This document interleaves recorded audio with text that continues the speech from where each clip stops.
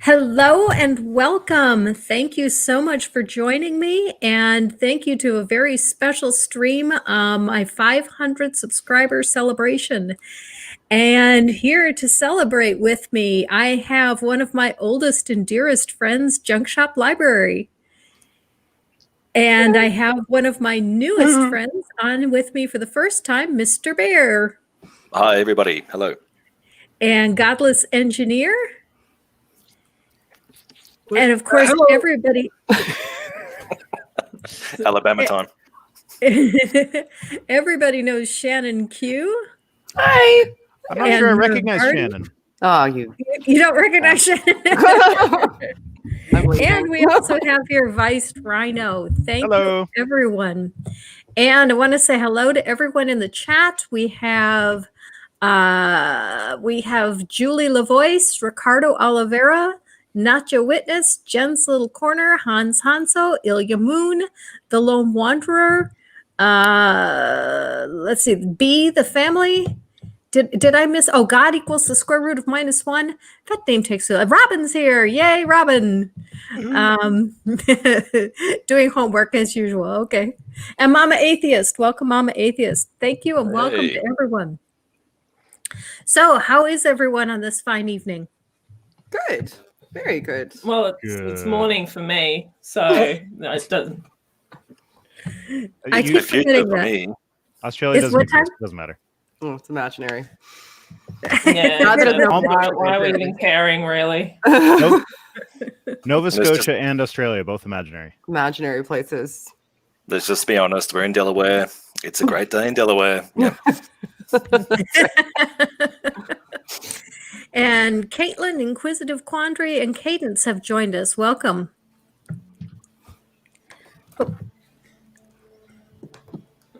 Yeah. The So blind. how's everybody's? How's everybody's? I'm good. I'm enjoying people saying, "Who's the blonde girl?" I'm in disguise. Don't know who I am. When did you do your hair, Shannon? Saturday on a whim. I was walking through the grocery store and I went down an aisle to get face wash and there was hair dye there and I said, you know what? Screw it. So I did it. Why not? You're only not? You're only middle-aged once. That's about the extent to which I thought through the blue. Like, seems like a good idea at the time. Let's do this. Shannon, I have a question though. Why do you have to show your face so much?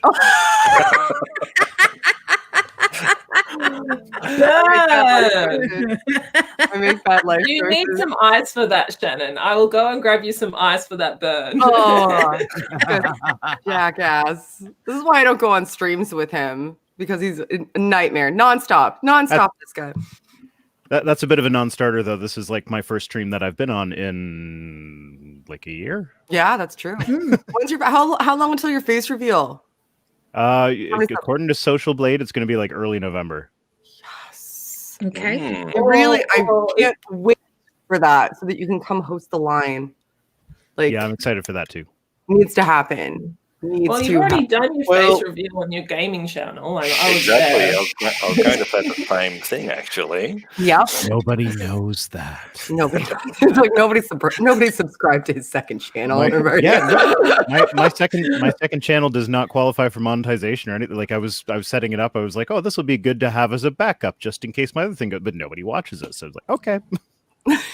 So you actually put out stuff on said channel, or are you like? Not really. Like we will live stream us playing video games horribly, and some like there's like 12 people that enjoy laughing at us suck at video games, and then everybody else is just like, no, this is boring as shit. Yeah, that's pretty much been my experience too. Because you've got a gaming channel too. Godless Gaming. Yeah, I do, but like just like Vice here, it doesn't really get all that much traffic from people. If I want to watch somebody suck at a video game, I can do it myself. That's right, kind there's of where a I'm line at with it that too. has Like some people like watching other people play video games. Like personally, like I'd rather either play it or I'm not interested in it to begin with. I'm watching a playthrough of The Witcher 3, and I'm thoroughly enjoying it actually. But unfortunately, it's starting to get to the point where like 3-hour long videos. And I will sit and watch it because it really is an interesting story. But it's like trying to watch it is getting a bit much because it's start at 7 o'clock and finish at 10:30 at night. Well, I'm thinking of starting streaming. I've just started playing Red Dead Redemption 2, and I think that could be entertaining for people to watch me, because it's just so many times I will just accidentally hit the right button, and then instead of saving the lady that was being held hostage, I smacked her in the face, and then now the cops are after me because I grabbed a hostage and punched her in the face. Actually, no. Now I want to go and watch that. I accidentally there was one guy, he clearly had like a mini game set up that was like target practice. I'm like, okay, I've barely used my gun yet. This could be good for me. So I like walked up to him on my horse, and then I accidentally bumped into him gently with my horse. So he started shooting at me. So I had to kill him in self-defense. So now I didn't get to play the mini game. I had something like that happen to me in Skyrim. There was a character I was planning to marry her, and she was, someone that was carrying stuff for me. And I was in a cave, and I accidentally kicked some rocks, and the rocks hit her, and she attacked me and tried to kill me, and I had to kill her. It's amazing how all debates about morality go out the door when you play Red Dead Redemption or one of those games. I try to be more like, I genuinely feel bad when I am mean to an NPC. So I try to like be the good guy sort of thing, but it's hard to do when you accidentally kick someone in the face when you're trying to be nice. Well, currently my Skyrim character is a psychopathic vampire. So, if I do anything immoral, it's like, yeah, well, that's kind of just part of the character. You're being true to the character, yeah. Yeah, exactly. In fact, it's sort of like when I do something nice, half the reason why I haven't done the main storyline in Skyrim is because it's fundamentally a nice thing to do, is to save Skyrim. And she's like, I don't want to save Skyrim. Who wants to save Skyrim? Let's go and kill people. I mean, what's the point of being a glittering vampire that doesn't hurt anyone, right? Exactly. No, her idea is to you've got the restoration loop potion where it like very quickly like makes your potions last literally months not in-game time, like actual real time. So my plan was to like paralyze NPCs, take them to my lair, paralyze them, and then use them as like things to feed on. But unfortunately, you can't feed on paralyzed NPCs, which sucks. That kind of just blows my plan out the window. So I'm going to see if I can figure out or get someone to mod to be able to say, can we feed on paralyzed people? So they're just there, like you can't get away, and they have someone coming in and just drinking their blood. And now we just need someone. We just need someone to clip Nervardia saying, "Can we feed on paralyzed people?" Well, I mean, your entire in-game lair being full of like randomly paralyzed NPCs that are just standing there like statues in Narnia, and you've got no use for them now. Exactly. So, yeah. So that was my plan, but unfortunately, said plan didn't work out. So yeah, if anyone knows how to mod Skyrim shit, please do so. It's all very Greek to me. I don't even know what Skyrim is. I'm assuming it's a video game. It's a video game. It's a video game where the primary purpose is to get shot in the knee. All right. It's the land right next to Narnia there, Shannon. Oh, I live in Narnia, in Imaginary Land. We're about to get hit by a hurricane here in Imaginary Land. I saw that map you posted earlier. I was like, hopefully that won't A, do any real damage, and B, won't hit until after the stream. Luckily, you'll get your wish with B. Shannon entirely. All of a sudden, we know to check on the path of the hurricane. Yeah, it's not supposed to hit till tomorrow night. So I don't think it's going to... Hopefully, knock on wood, it won't be that bad. I spent most of my day contingency planning. in my corporate shill job that I do for my in the day. Most of my day was offsite contingency planning. But yeah, so mentally excited. And then I had to clean toothpaste off a cat. My day is just nonstop excitement, nonstop. I'll bet the cat loved that. No. Look, I'm like bleeding. You can't really see it. Like my hands are like torn to pieces. Can you see all the scratch marks? Oh my goodness. How did the cat get in the toothpaste?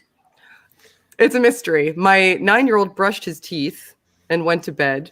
And then I went to the kitchen to put stuff away and pack his lunch for tomorrow. And the cat jumped up on the counter to drink out of the sink because that's what she does, because she's a princess and she doesn't like any of the water dishes that myriad of water dishes that I've purchased for her. So she likes to drink out of the sink. And when she went down to drink out of the sink, I was like, what? There's toothpaste on her back. So I yelled to my kid. I was like, why is there toothpaste on her back? No idea. No one. The absolute mystery. Yeah. No, couldn't tell you. But she also likes to sit in the sink though. So maybe he brushed his teeth and spit out into the sink, and then she decided she was going to sit in the sink. Yeah.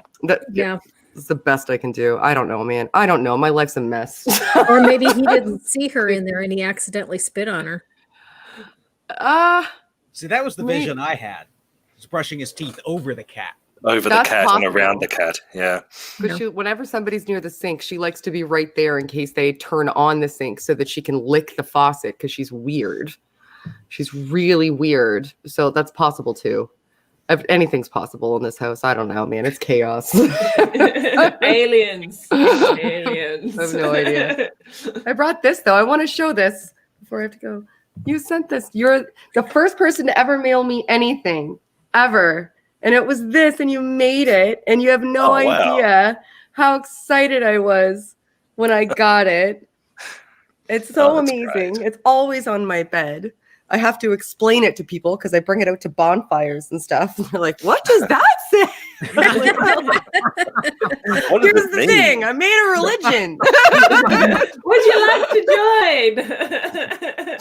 join? And in exchange, Shannon made me the deaconess of doubt.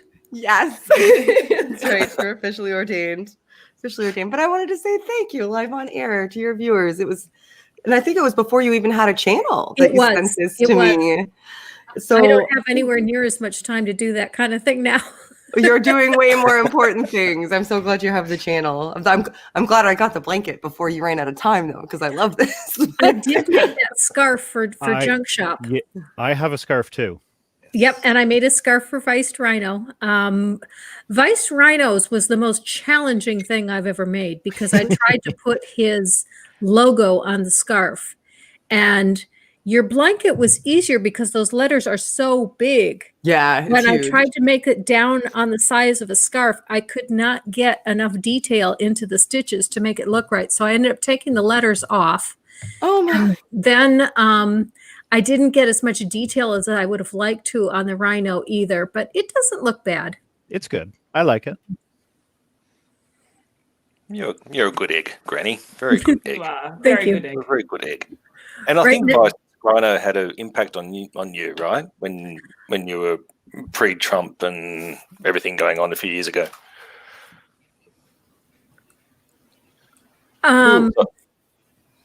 Sorry, Granny, that was for you. I think I watched one of your videos where you said something along those lines. Yeah, okay. Well, the only thing that confused me was a few years ago is because I've only been involved in, I started making videos in December. I've actually only been an atheist for a year. Wow. Oh, okay. Right. I used to be, a gung-ho Christian, but yes, Viced Rhino's videos were partially responsible for breaking my faith. Although when I first started listening, I had a hard time understanding Viced Rhino. The science was over my head. So I started with Paulogia. And after I listened to Paul for a couple of months, then I could understand Viced Rhino. And I tried to listen. I had the same problem with Aaron Ra. And I love his phylogeny series, but the first 3 episodes were so hard for me to understand because I just didn't get the vocabulary. But once I got through the first 3 episodes and I started getting the basic concepts, then I could start building on it. Yeah, sure.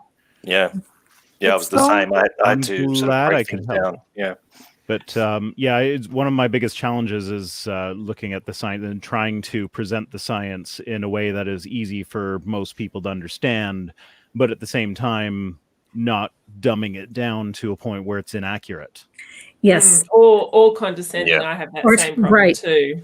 Mm. I have that same problem too with my my videos, because sometimes I do videos on microbes and just trying to explain without explaining what a mesophile or a halophile is, or what anaerobic or whatever. Like, these are big words and they're highly complicated subjects, and to try and make it like, without trying to make people think, yeah, fucking, I'm so what you. It's a very, very, very fine line, and there's been a couple of times where I've actually sent my script to some people who have no scientific training, going, "Do you understand this?" Like, there's been a couple of times where I've had to do that. Oh, whoops! I accidentally took over the whole. I was trying to change my video to I was trying to change it from the avatar to like one of my background videos or whatever. And Ruin everything. I accidentally took over the stream. Nightmare. How dare you? It's all about you, Rhino. It's all about you. The ego. Big ass glory hug. It's so crazy to hear that, though, like because people constantly come up against us saying, oh, you think you're changing anybody's mind? You think you're really doing anything?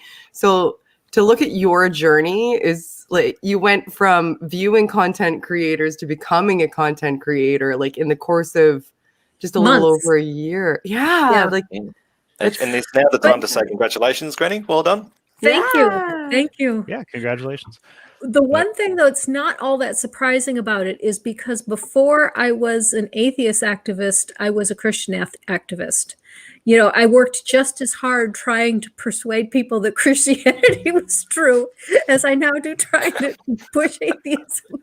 Well, I don't know what your experience is with that, but I know from my experience as a Christian, like, I now have more confirmed you had an impact on my worldview, emails and communications and everything as an atheist than I ever did as a Christian. The most I ever got as a Christian was I'd leave a conversation with someone and think, oh, I planted the seeds. Maybe God will use that to convert them later. And that was the closest I ever got to actually knowing of anyone that converted because of me.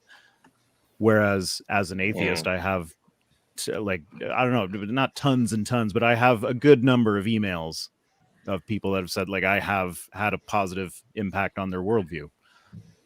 Actual confirmation. Matt Dillahunty is here. Hey, Matt. Hi, Matt. Thank you for coming. Hello. Now, that was your fault too, Beist. That was, yeah. That was... It's entirely your fault that Matt got in that fight. All right, we've got all of these nice, calm, rational, soft-spoken science communicators here. Who's going to oblige Matt? John, I think it's down to you and me. Well, if anyone wants the story behind that, that was it was Autumn. Yeah. She wanted to know what a specific microphone was that another YouTuber was using because she thought it would look good on her set, and she said anyone that figures that out, I'll tweet out whatever they want. And I figured it out, and she was like, "Oh, do you want me to promote your channel or whatever?" I'm like, "Yeah, just make a dick joke, and I'm happy." And so she made a dick joke, and now it's caused problems. Matt Dillahunty got canceled. I indirectly got Matt Dillahunty canceled. We've never even really said hi, I don't think. By the way, Matt, for you. Matt, while you're in the chat, I have to say I've been wanting to ring into the AXB, but considering to do so, I have to be up at 5 o'clock on a Monday morning, and fuck that. I have a question for you. So, just letting you know, at some point, if I ever do wake up at 5 o'clock on a Monday morning, because, well, fuck that, I will try and ring in. But it's 5 o'clock in the morning on a Monday, so fuck that. I mean, I love my atheism. I love being an atheist activist, but come on, 5 a.m. The new co-host is a bitch anyway. I wouldn't. Yeah, bother. fuck her. It's not worth it anymore. Ruin the channel. I do want to say two things about Matt Dillahunty. First, Matt Dillahunty is very much responsible for me going over 500 subscribers, because I was sitting at 470 for a long time, and I sent out a tweet that I needed 30 more to make 500, and Matt picked up and retweeted that. Rhino picked up and retweeted that. Paula G is here too. Oh my goodness! I may have sent him a text. Oh. I've seen him lately with a blonde, so something's going on there. I know. I'll smack a bitch. They'll find out. Here's another story, and I don't know if Matt Dillahunty remembers this or not, but he's actually the first atheist I'd ever met because we went to Dragon Con last year in Atlanta, and Robin told me what the Skeptics track was and took me to Matt's show at Dragon Con, and I got up and I kind of caused his jaw to drop when I said, okay, I've been an atheist for a few weeks now. And he was a few weeks. Wow. I said, yes. I asked him to recommend some books for me because I had so little science knowledge and I just didn't even know where to start. And so he did. He recommended some books for me. Oh, it's so awesome. That's great. Cool. Do you remember one of those, or which one had an impact on you? Actually, the thing that I remember best was a YouTube channel, and I don't know who this YouTuber was, but because he hasn't made anything new in the last 7 years, but I found his videos really great. It was CHK or CK007, because one of the first things that I was asked was by one of my former, one of my old Christian friends was, how could sexual reproduction come about through evolution? Gee, I don't know. And so I looked up on videos and I found this video from someone CHK007 and watched it. Oh, yeah, that makes sense. And I started watching a bunch of his videos. And then, like I said, then it was Paula Gia, Viced Rhino, Aaron Ra, Jackson Wheat. That's where I got most of my science education from.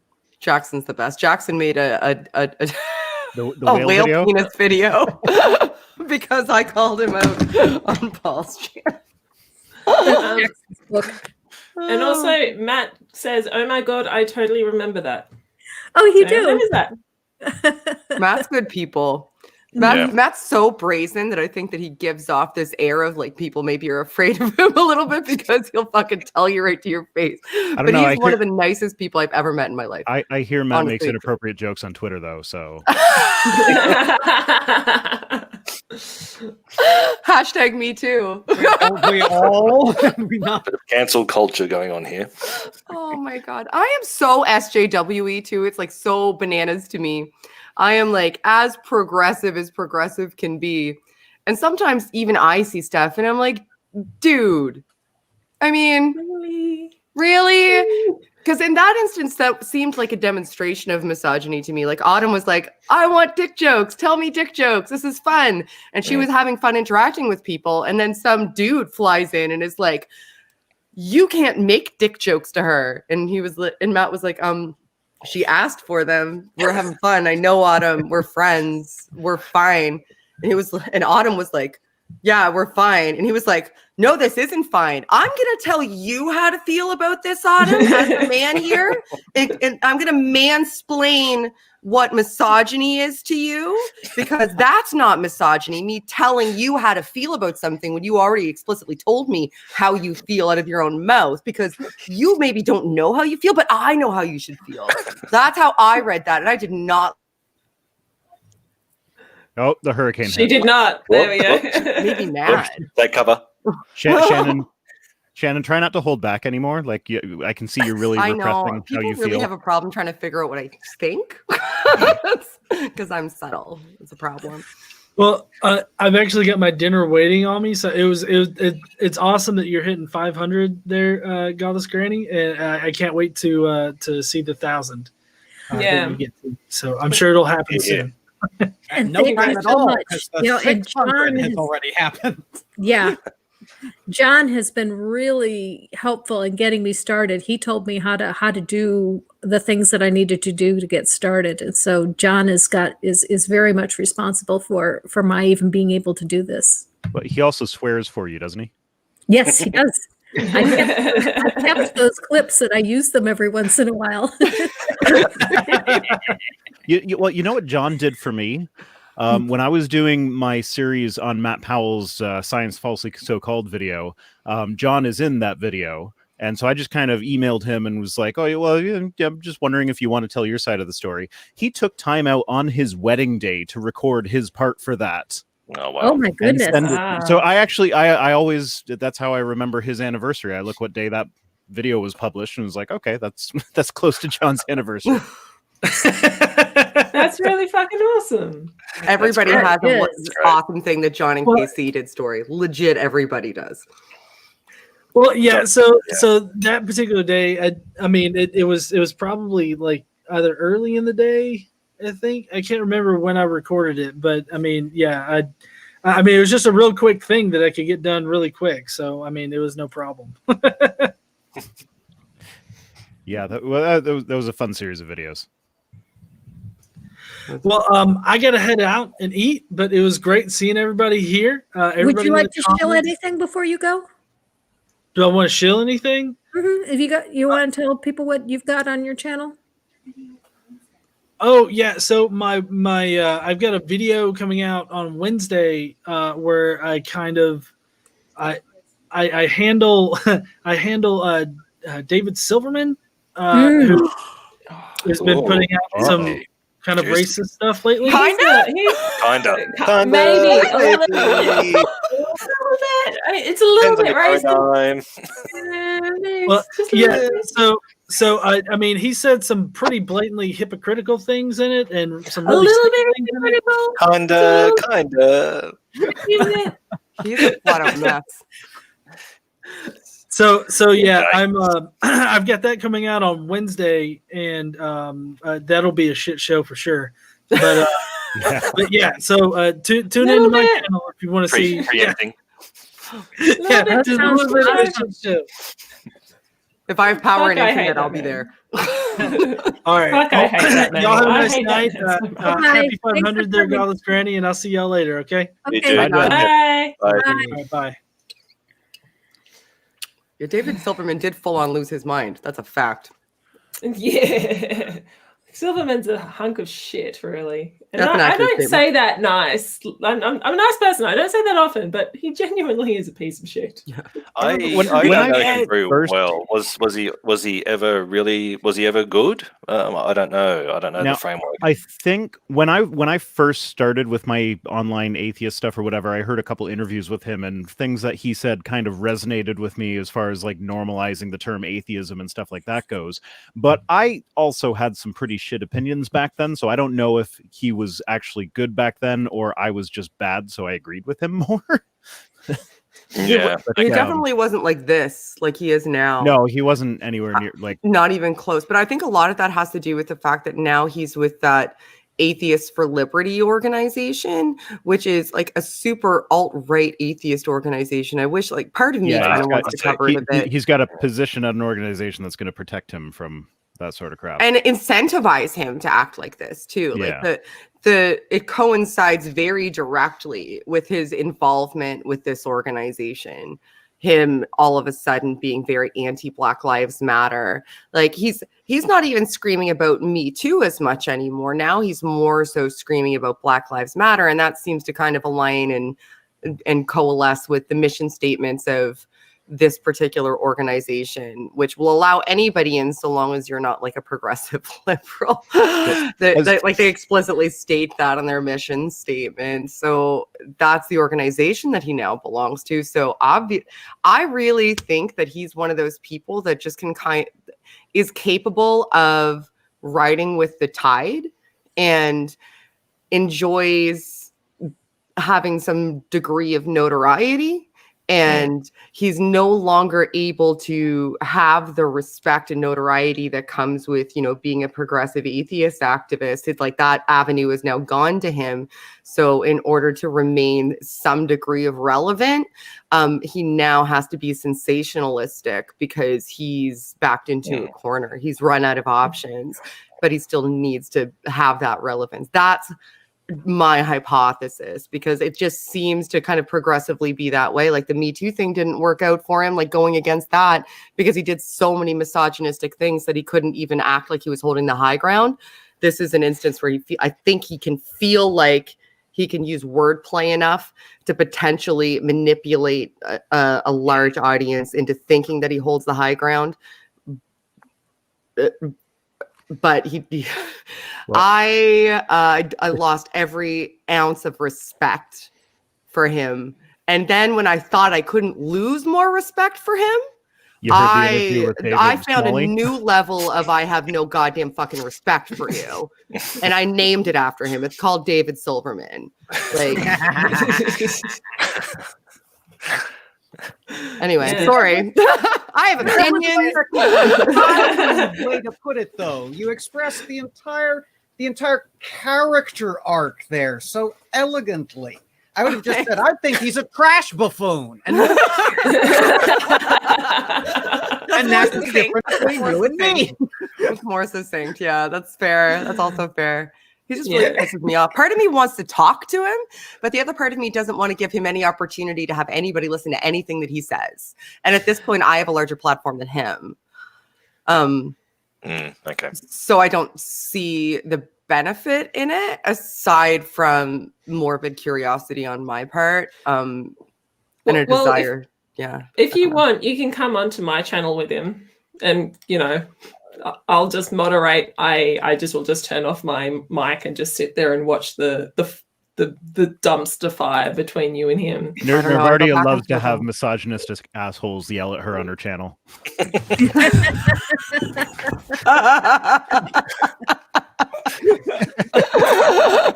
You're not a skeptic, you're a conspiracy. I need that. You bring out the best in them, let's be honest. Complain. I couldn't believe that interview. Oh my god. That's still driving me nuts. I threw my phone on my couch 3 times during that interview. And I wasn't even watching it on my phone. I was watching it on the TV. I had the phone in my hand so that I could be in the live chat. Because you can't live chat on that, like when you're watching it on the PS4, which is what I was watching it on. So I had my phone in my hand with it on mute so that I could be in the live chat. And multiple times, I just fucking turfed it. I was just like, I can't. How? How do you have more composure than me? Honest to God, Miro. I would have if honestly, and I'm gonna say this to everyone who was in the chat. I think everybody here was in the chat at that time, weren't they? Likely. I'm not sure if I was on when it was live, but I saw it. Same here. I absolutely have so much gratefulness towards anyone who was in the chat because everyone was just helping me keep me grounded. Because if I didn't have the chat and reading the chat where everyone's like going, what the fuck is going on? My chat just say exactly what I was thinking and feeling. I don't think I probably would have not. I would have kind of lost it a little bit, but yeah, no. I look back very. You gave him just enough rope to hang himself with. Exactly. It was just enough to get him where you wanted him to be. Can I ask, how were you immediately after that when it ended? I was just going. I was laughing. I was on a fucking high for the following week because it was just like I did my thing and the rest of the community came around and just went boosh on him, and I'm just like, I love you guys. Yep. Just it was so good. Later he had this interview with Atheist Pastor, and he said one of the places where he was doing the speaking, they're not doing it anymore. And I can almost guarantee you, because immediately after that interview, I contacted the hotel and the place where he was speaking, and I said, this is what's happened. And the university where they were going to be speaking ended up he's not speaking there. I can almost guarantee you they watched that interview and looked at some of the things, probably looked at Ocean's video as well that he did just the week before I got him on. And I can almost guarantee you they were like, I don't want anything to do with you. Go away. What baffles me is that he's the communications director for that organization. Communications director. That actually hurts my feelings as somebody who has a professional certification.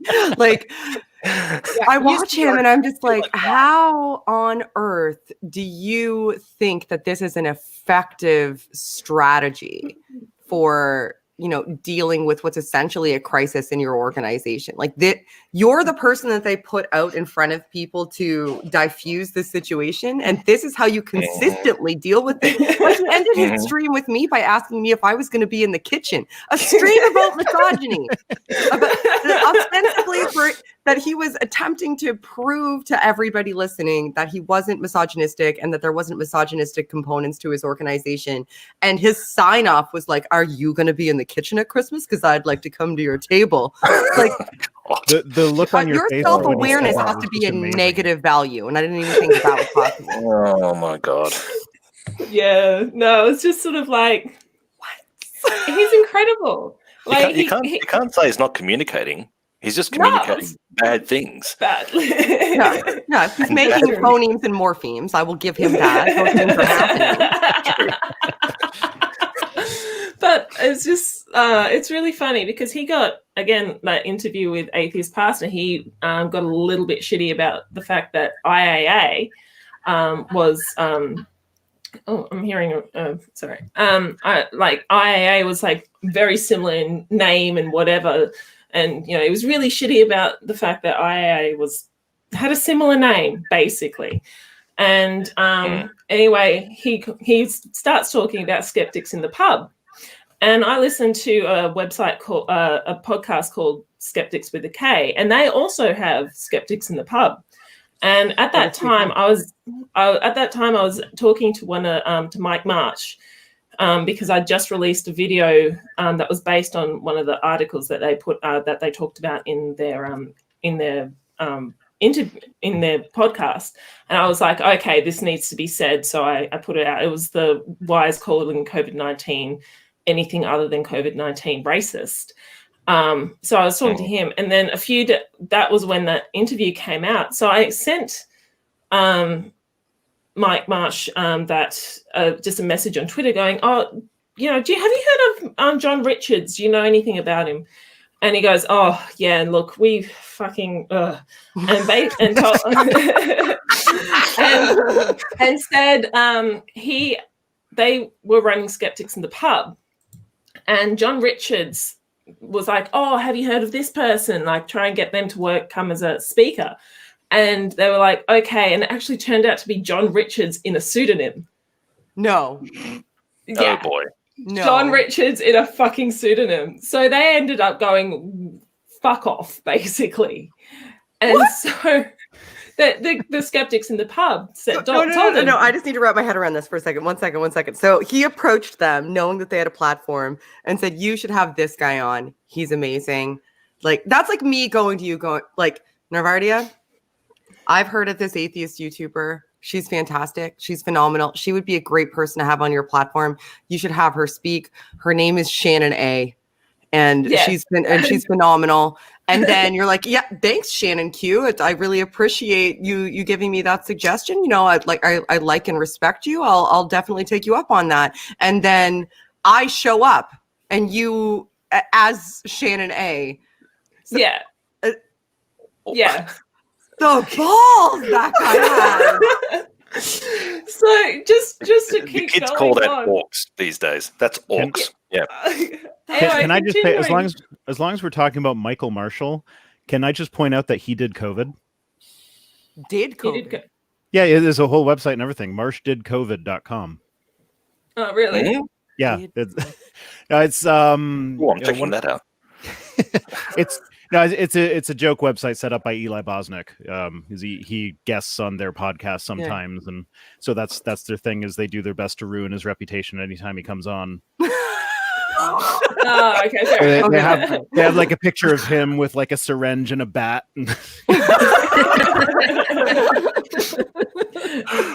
Oh, that's great. Keep going, Nervardia. Sorry, I just wanted to make sure that I understood that. So he said he tricked somebody into having him there by saying that he wasn't himself. Okay. Yeah, pretty much. Yeah. Anyway, so they eventually told him to fuck off. Like, they don't want him anything to do anything with but him. why? I don't know. And so remember when I said that he was pissed that IAA had a similar name, and then people would be confused about the difference between IAA and AAI. Yeah. And even though their marketing is completely different, it's their just branding is totally off. Everything's totally different. Yeah, it's like totally different organization. There is no way that anyone would be able to confuse the two looking at them.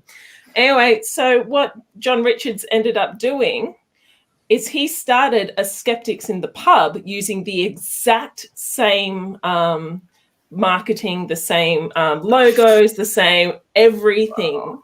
But the original Skeptics in the Pub people can't do anything about it because it's common, like it's open. It's common property. Like the Center for Inquiry here in Canada has them all across the country, Skeptics in the Pub meetings. I've been to several of them. Yeah. So John Richards was kicked out of Skeptics in the Pub and then started up his own using the same fucking marketing. Wow. And he was shitty about the fact that AAI and IAA have similar names. Oh, wow. And he did it for petty reasons, very likely. Yeah. Yeah. Well, he's as petty can be. Oh, wow. Well, there's love. That guy's an onion, man. There's layers. I had no idea. That's crazy. Bananas. Do you see the question, Nervardia, from Mama Atheist? IPC, the International Panel for Climate Change. Is that it? Oh, okay. I don't understand. I don't know.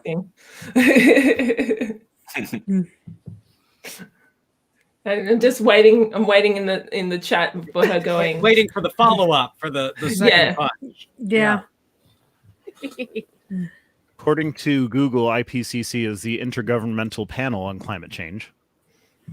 Okay. I'm not sure why she asked that. Maybe she misheard one of the acronyms. Well, isn't Mom an atheist a climate change scientist? Yeah, she is. That's why why I'm confused. Yeah. Maybe because I told her that I can never say IPCC, or I keep saying IPCCC or something. Yeah, like that. Looks like that. It was a joke. Intergovernmental Panel for Climate Change, because she couldn't remember. Fair enough. You just got pwned. I did get pwned. There was a long wait between that jab and that uppercut. Could have walked away and taken a nap before anything happened. Love you, Amanda. It's okay, Mama Atheist. I sympathise. I'm being a dad. I have to explain every single joke. It's okay. Worst thing, right? I do. Speaking of which, I can hear the child not sleeping. So he has a Chromebook in his room because he was doing homework before he goes to bed. Because all of the homework. I'm going to tell a brief story for a second, because the toothpaste on the cat isn't enough. Now most of the homework that they're doing, which I think is kind of a good thing, instead of coming back on paper, is now going through like Google Classroom and Seesaw and stuff like that, because most of the kids have Chromebooks now from being homeschooled. So like that's good, right? What's not good is that he does his homework before he goes to bed, always has. So now instead of having pen and paper, he takes his Chromebook to bed to do his homework, which means that I'm pretty sure right now he's on his kid's Facebook Messenger, because he was before, and I just heard him. So I'm going to go parent. Okay. But before I do that, I just wanted to say thank you so much for having me. And thank you for the first piece of mail I ever got, and the best, because it was made by you with no materials from the Hobby Lobby. I still have a note that's on my fridge that you sent. I didn't forget. In case you thought that I didn't read the note that you sent, I read it. I forgot about the note, to be honest with you. You sent me a note and said no materials from the Hobby Lobby were used in the making of this blanket. It's still on my fridge to this day. It's the first piece of mail I ever got. I got a P.O. box just so I could send the blanket. So that you could send me this blanket.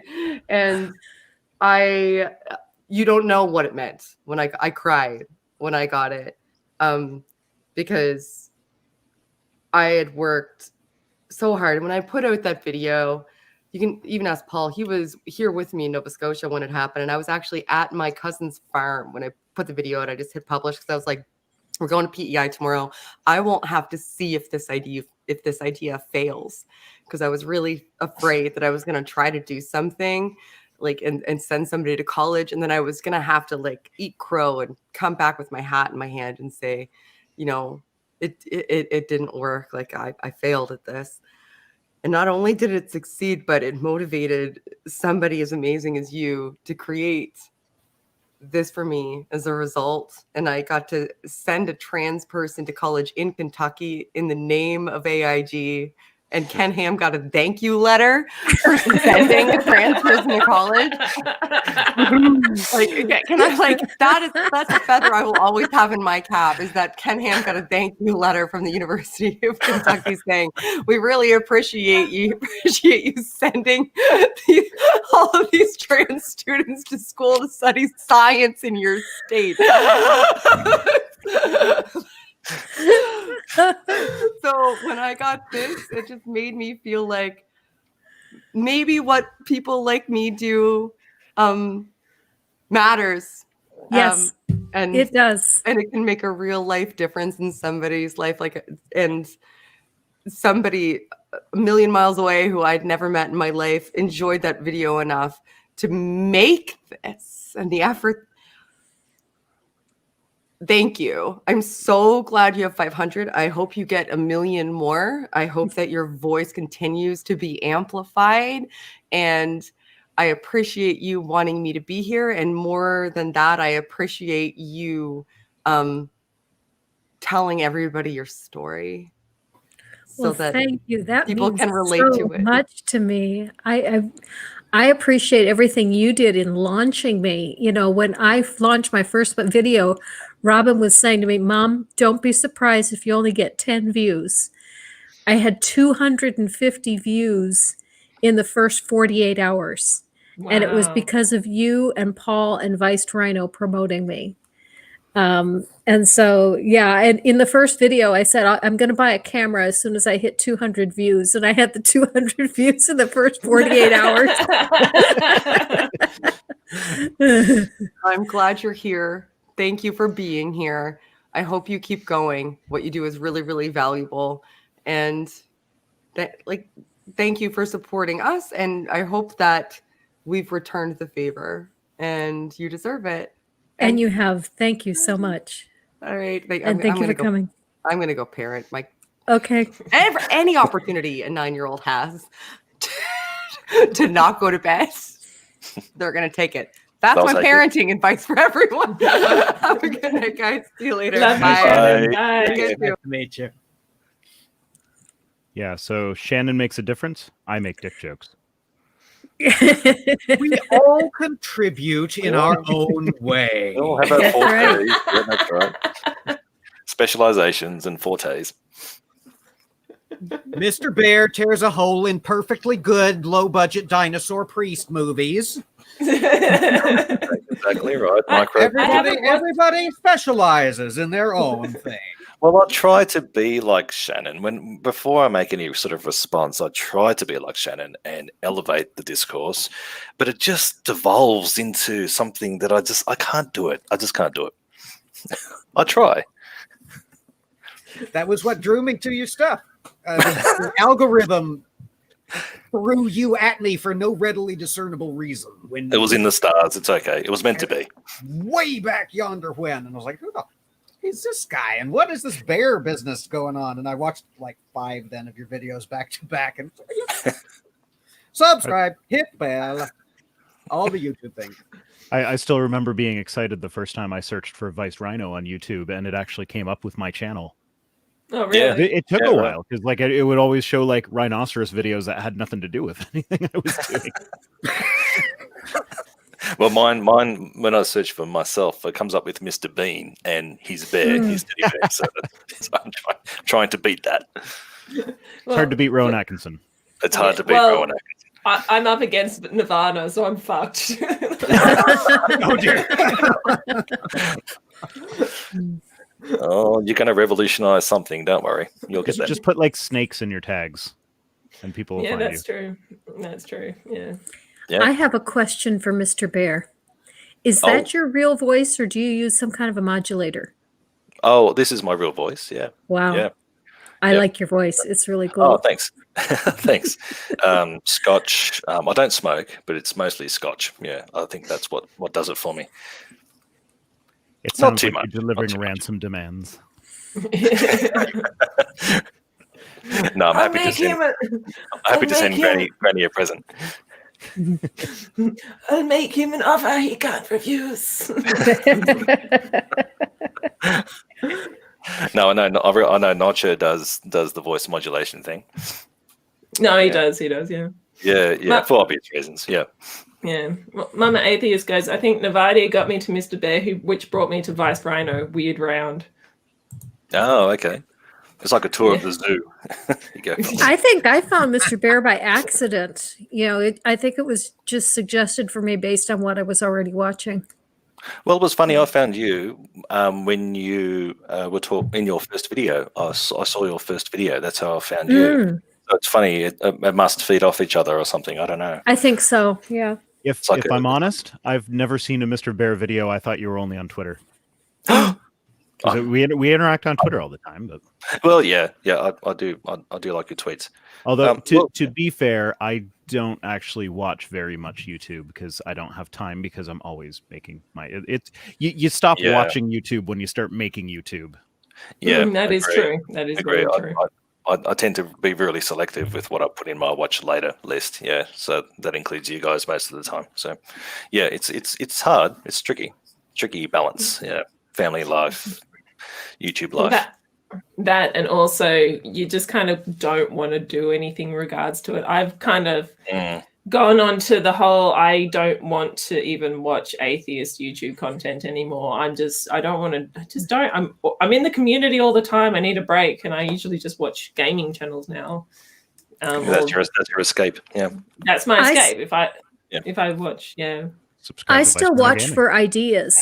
I watch Paulogia for technical ideas of things that you can do with visuals, and I watch Rationality Rules for how to frame an argument, and things like that. I pick up stuff from watching everybody. Yeah, I'm the same. Yeah, I'll put Vite's videos on while I'm working, so I'll just listen to his videos while I'm working, and it seems to just sink in subconsciously. It's interesting, and then I'm the same, Granny. I'll watch yours, and I'll listen to Vice. I know Vice does visuals as well, but I like listening to his videos, and I'll watch yours. I get that.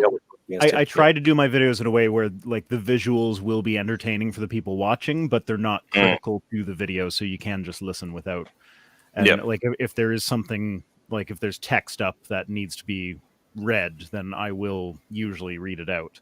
I actually, someone who is visually impaired, actually, this was one of, I think this was the first thing I ever received in my P.O. box was they sent me a letter explaining how, they could tell that I was using visuals that I was referencing sometimes, and I wasn't always describing what was on the screen. And ever since then, I've just kind of kept it in mind that, like, okay, well, you know what? That's kind of how I do YouTube too. Is like I'll put on a video while I'm cleaning the kitchen or something, so I'm not watching. So maybe I should make my videos that way. And now I get people saying I should make it a podcast. Yeah, I don't. I always put. I always read what I on the visuals as well, because I often watch while driving. Well, not watch, but I'll listen while driving my car, and it's sort of like not good to watch YouTube videos while not a good idea. Brian Dalton, Mr. Deity, he drove me nuts for a while because he has these very, very clever, amusing little blocks of text that would pop up to just kind of supplement what he was saying. It's not critical to what he's saying, but it'd just be like a little joke that would make you chuckle a bit before. But he used to just flash them by so quickly that you'd have to go back and pause it to read the thing. I loved, like, they were always clever and amusing, and I loved them, so I had to like stop and go back for them. But he took some feedback on that, and he makes them stay up longer now. Yeah, but then I watch on 2 times speed, so they still go by too quick. I love all the thought and the effort and the care all of you put into your videos. I don't understand how you do it. I barely have the patience I have to do it my way, which is just, okay, Psalm 112. This is stupid. This is shit. Okay, Psalm 113. also stupid, also shit. Yeah, but that's what I like about your video. But that's what I like about your videos is that you just go for it. You don't overthink it. You don't. Well, I've never been going accused from of the heart. overthinking it. So. I have this thing where I have zero qualifications for anything, so I want to make sure that whatever I'm saying, I am actually right in what I'm saying. And if I've misunderstood something or I've miscommunicated something, I want to be able to correct that later and be able to be honest about it. So I always script everything in advance, and I've found that most of the mistakes that I've had to correct over the years have been times when I've been reading my script, and then as I'm reading my script, something pops into my head, and I go off script a little bit, and I say this other thing, and then that's the one thing that everybody's piling on me, saying, "Oh, dude, you were wrong about this little detail." So I have learned over the years to stick to the script, and if I ever go off the script, check what I just said before I publish it. Or it might be a little. Yeah. Sorry, Nervardia. Or it might just be a little bit of a joke or something like that. Yeah, scripting is 100% essential for me, and for the same reason, because I'm doing science stuff, and doing science stuff requires you to make sure everything is as accurate as possible, and you always have to put your links down below so people can see where you came to. It's part of intellectual honesty. So yeah, I agree with you, Biased, in the fact that scripting is just essential, especially in information heavy videos. There's also, and I know this is mostly this is something that could go away with practice, but if you watch my videos where I go through the Gospels and compare them to each other, and also the Easter stories and compare those to each other, those were unscripted. I read through the stories first, and I did some research to make sure that when I was using scholarly things that I've heard before, that I'm actually saying the right things. But what I'm doing now, there's a lot of ums and uhs in that one as I'm trying to think of what I was saying next. I know that goes away with practice, but that's another reason I script. Yeah, me too. Absolutely. Just a side note on that. There was going back to correct something. Just recently on Twitter, I gained a theist follower because we were in a discourse, and I framed something logically and said, "Look, logic. This doesn't follow logic, therefore." But I framed something logically, and then I went, "Oh crap! I should delete that tweet. It just was ridiculous." And then I actually tweeted and said, "No, look, I was going to delete that tweet, but to be honest, I left it there so you can see." And he said, "Well, look, I've just followed you because you've corrected yourself and were just honest." That's so rare to happen especially on Twitter, but it does help. You should really go back and say, "Look, just to be honest, that was let me fix that up and correct that." But yeah. Yeah, there's a few videos of mine where there's a pinned comment, which is me saying, "Oh yeah, I was stupid. I misspoke about this, or I got this wrong." And usually it's a minor point. If it's something major, then I might address it in a future video as well. Yep. Yeah, I'm with MathPeg. The two people that I never miss, I never miss a single video, are Apologia and Vice Rhino. I can vouch for Apologia. One thing that I've learned to do a little differently is when I started, I would read my articles and write my script. And after I finished shooting and I started putting my visuals together, a couple times I went back to find the article that I originally used, and I couldn't find it anymore. So now as I'm writing the script, I put the link to the article in the middle of the script. You saw that in the one we're working on together. There's those links. Those are why the links are in the middle of the script, so that if I need to refer back, I can find it again. Yeah, I do that too. Maybe it's just a formatting thing and it's a preference thing for me, but I put all my links at the end of the script. As I'm going, I'll actually scroll down and put them at the end. You've probably seen that I've started to kind of build that, because then when I actually go to publish the video, I can just copy and paste that into the description. Good point, because I go back and forth copying and pasting. I also use I have an extension on Chrome. I have the Bitly extension where you just you click a little thing and it gives you a shorter link, because YouTube has probably fixed this, because this was an issue 4 or 5 years ago. It used to be if you put a link in and then you went back and edited the description for something, it'd be like anything other than the link. If you had just normal text or whatever, you then go and save it. Originally it truncated the link, but the link still worked. But then when you clicked on edit, it would just have like the link with the ... dots that were originally truncated. And then when you saved that, it would have that as the new URL. So I use bit.ly URLs because it doesn't truncate those.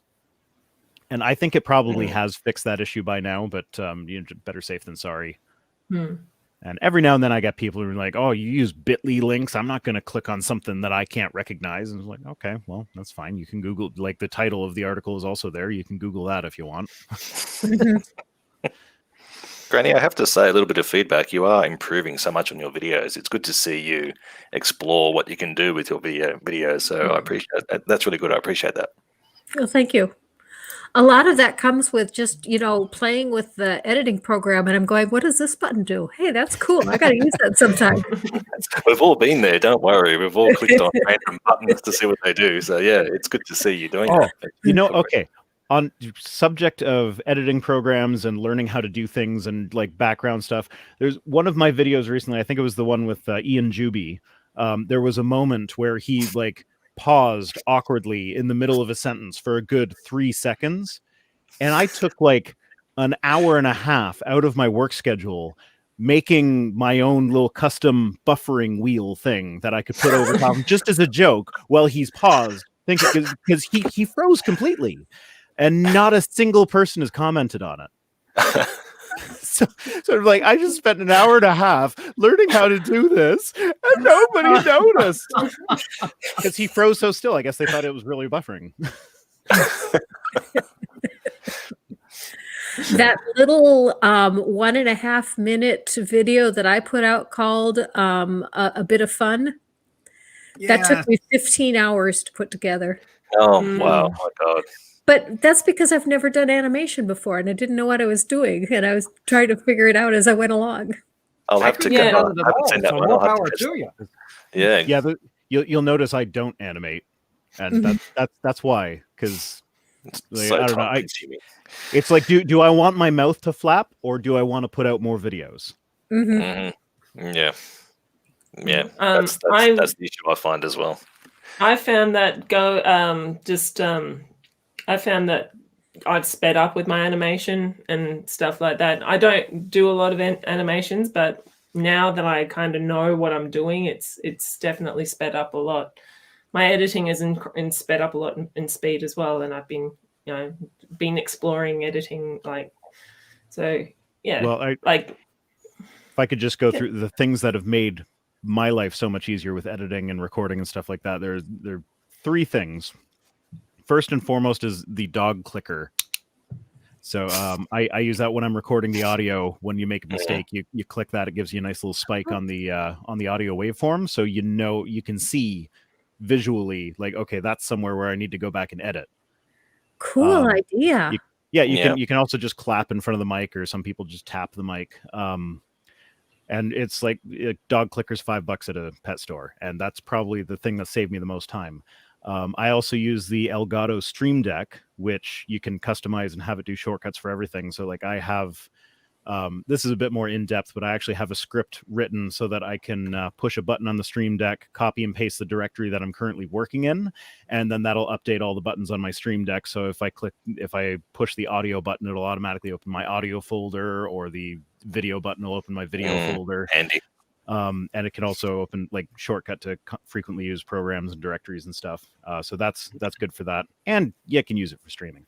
And then also I have a gaming keyboard and mouse, which again, that's for all the buttons, all the extra buttons that you're supposed to use to like pwn the noobs with your macros in the games.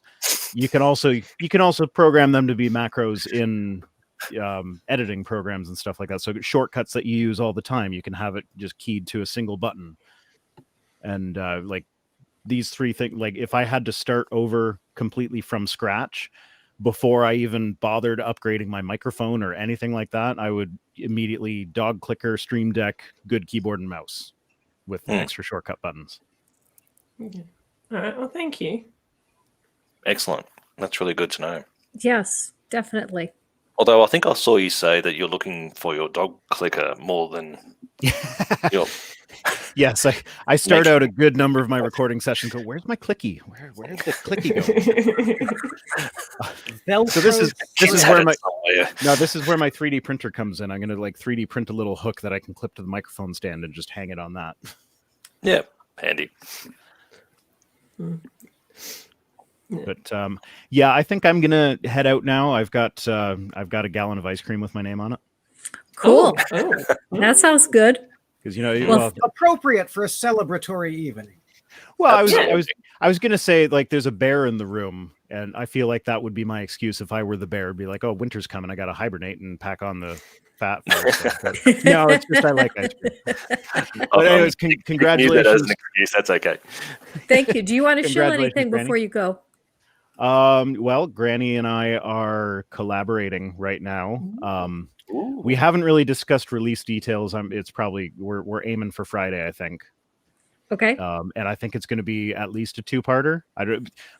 We have to discuss the details on this. With like my videos, I've been like normally I have a half-hour video, but I split it into two roughly 15-minute-ish segments because it's easier for people to digest.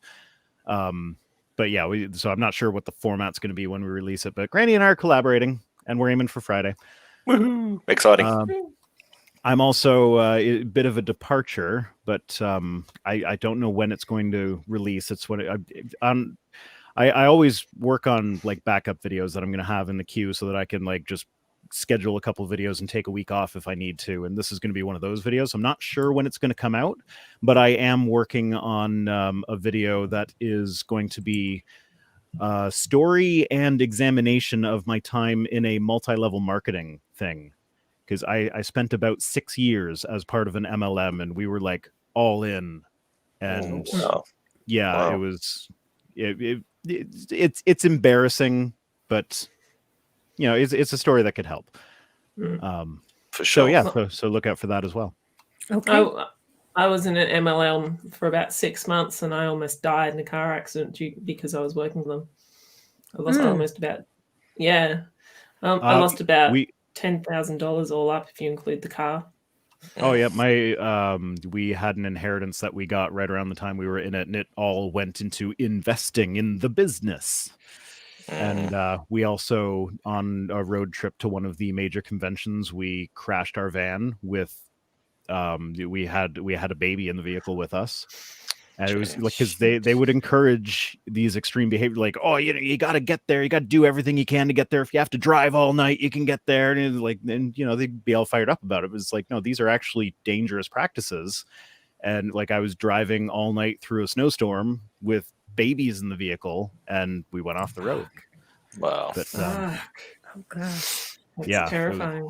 And actually, well, okay, this is slightly unrelated, but the closest to home I've ever lost a vehicle due to anything other than just me deciding I don't want that vehicle anymore, like mechanical trouble or accident or whatever. Closest to home I've ever lost one was 2 hours away in Erie, Pennsylvania. Eesh. So we lost. So that was where we crashed the van. We lost a car. We got rear-ended in Bangor, Maine, which was 14 hours away. And then an old junker car that we were driving around broke down while my brother-in-law was driving it in Montreal. And that was fun. We got to rip him about that. For like, we knew that car was dying, but he felt so guilty because he was driving it when it died. So that was fun. All right, so I'm taking off now. Okay, thank you for coming. Thanks for having me. Congratulations again. Take care. See you later. Bye. I probably will head off too because I have a puppo that needs more attention. Okay. And so Hashtag fluff. Hashtag Isla, how do I? See if she's going to come. Isla, how do I? She's not camera shy. No, she's not coming. No, she came and demanded attention. Isla, ball, how do I?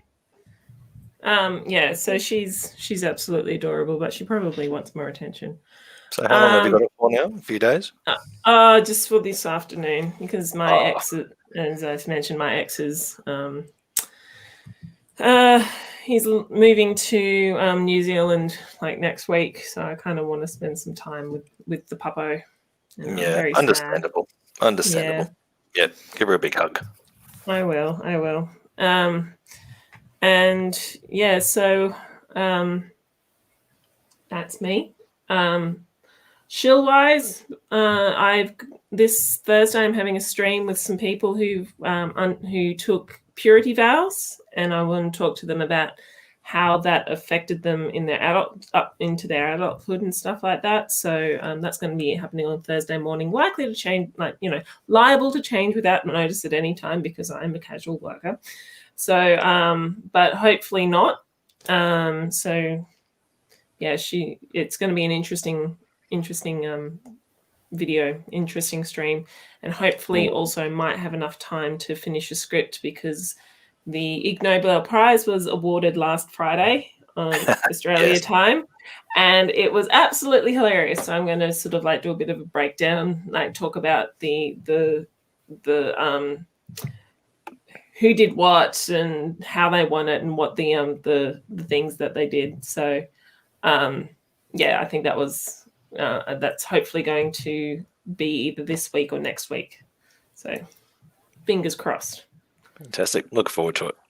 All right. I'm going to go. See you later, everyone. And congratulations. Okay. 500 is a really, really, really, really amazing milestone. The first 1,000, it's hard. And then the following Thursday. But the first 100 is the hardest 100 you can get, and the same for the first 500,000. So yeah. Okay. So that's actually that's a really, really big thing. So congratulations. Well, thank you for your help. Bye. No worries. See you later. Bye. And then there were 3. Yep. Yes. And it's starting to get a bit late. We've been going for an hour and 11 minutes. So I think what we'll do is we'll give I'll give both of you a chance to talk about what you're doing, what you're up to, and then we'll take off. So Mr. Bear, tell us a little bit about what you have going on, what you've put out recently, and what you've got coming up.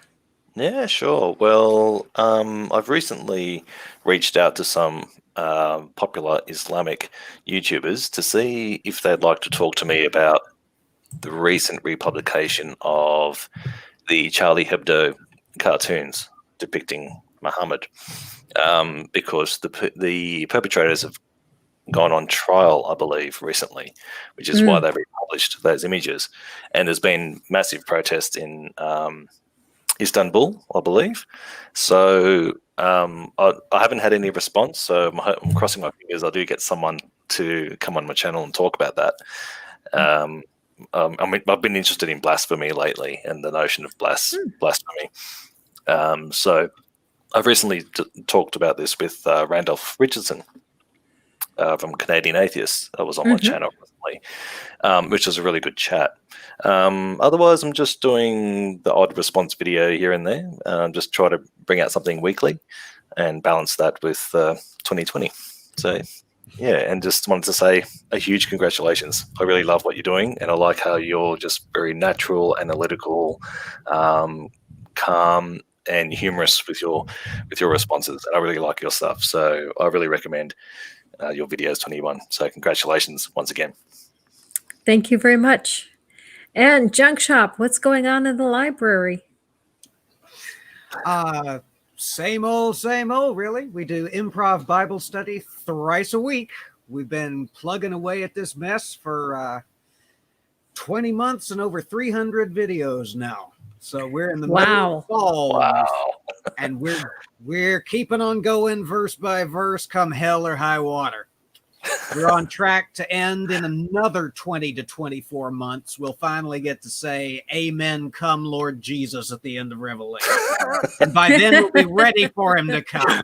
And the stress of that is why we do Mental Health Thursdays, which is a largely unstructured, safe corner mental health hangout on Thursday afternoons Central Time for folks to just hang out and de-stress and bounce coping mechanisms and such off of each other in a safe environment. it, and that's one of the things that has really come together well, that I'm most proud of at the moment. Yeah, I've enjoyed the mental health Thursdays. That they've been fun whenever I'm able to make it. A lot of times I am desperately editing, trying to get something done before Friday so I can release it on Friday. And then the last couple of weeks, I've had all kinds of upload problems. Like the video that I released on Saturday, I try to release to my patrons and give them 24 hours before I release something to the public. But I had another one that, for whatever reason, after it uploaded to YouTube, YouTube couldn't process it. And I had to start the whole process over.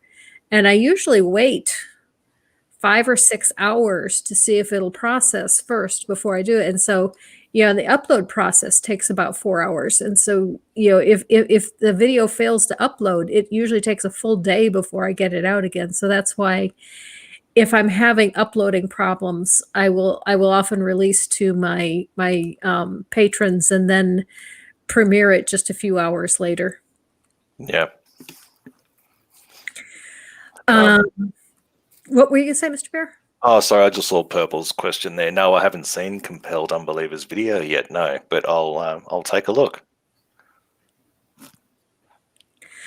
And I was a little surprised. The video that I just released on flag burning, I expected to get some pushback on that one. I thought, some people would be telling me I was terrible, and but no, I didn't get any. The comments on that video were all 100% positive. And So, things. Give it time. Give it time. Yeah, the enemies haven't really found me yet much. But yeah, they probably will soon because of some stuff I'm doing soon. I do have that collab with Viced Rhino coming up. We're answering a Ring Comfort video. And well done with that. Well done. I have something very different coming up soon too. Something I have never done before, and I'm mildly concerned that this one might get some pushback, but not too much because I plan to do it in a fairly friendly way. But I saw an atheist channel recently put out some information that was most definitely false, and I don't like false information coming out from either side of the community, and so I'm going to be debunking that one. Sure. I mean, that's what this platform is really about. You should be a little fearless with that sort of stuff. I mean, I avoid drama. I naturally avoid drama with those sorts of things. But I feel, I would like to do the same thing. If I see something that's false or presented as incorrect, I'd like to address it as well. So I like to have the courage to do that. So I applaud you in that regard. Thank you. And then the other thing that I have coming up that is likely to draw me some attention from people that may not be so happy with me is I like debating. And when I originally started doing this, I was hoping to build enough of a platform that I could get in, meet someone that might be interested in doing some debates. And so I reached out to Modern Day Debate a few days ago and asked about doing a debate. It's partly because I came up with an idea of something I'd really like to do on a debate, and that is, are men and women equal in Christianity? And so, I reached out to Modern Day Debate and asked about being on the show, and I got back a response right away that said, you can only be on the show if you find your own opponent and send us a clip of a previous debate that you've done. Well, I did competitive debating in high school and college, but home video equipment wasn't invented yet. Well, I don't know if that's entirely true, to be honest with you, because I had a debate on there with a fellow I was talking with on Twitter, and that's all we had to do. We just had to email them, and they said, fine, here's the day. Well, I have to finish the story. Yeah, there's more to it. Sorry. Cut you off. Yeah, it's okay. So then I reached out to someone else trying to find an opponent and was going to just do it on my own channel and ask MathPig if he would moderate for me. And while I was waiting to hear back from the person that I invited to be an opponent, I got a answer back from Modern Day Debate, and the first one I got, I'm pretty sure was a robo answer, because it came very quickly after I sent the first one. And the second answer said yes, and he gave me a date that I could be on the channel, and he said he'd find an opponent. So, but how strange you got that first response. That's a little unusual. It was kind of odd because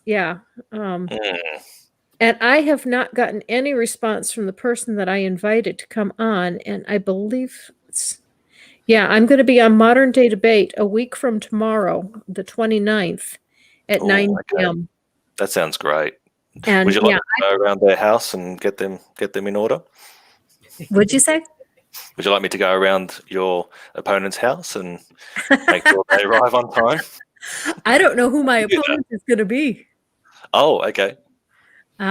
So I'm waiting to find out who it's going to be. Oh, exciting. Okay. We'll keep an eye out for that. That sounds great. It is a lot of fun.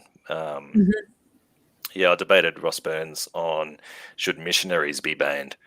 So I did my research on the history of that was missionaries. Great fun.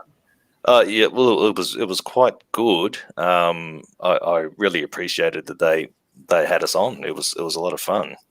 Yeah, so you'll have a ball.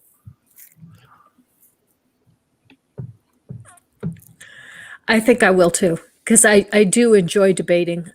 Sorry if I was delayed a little. I'm reading through the chat, looking if there's anything I need to put up. That's okay. And I thought I would bring up this comment. Yeah.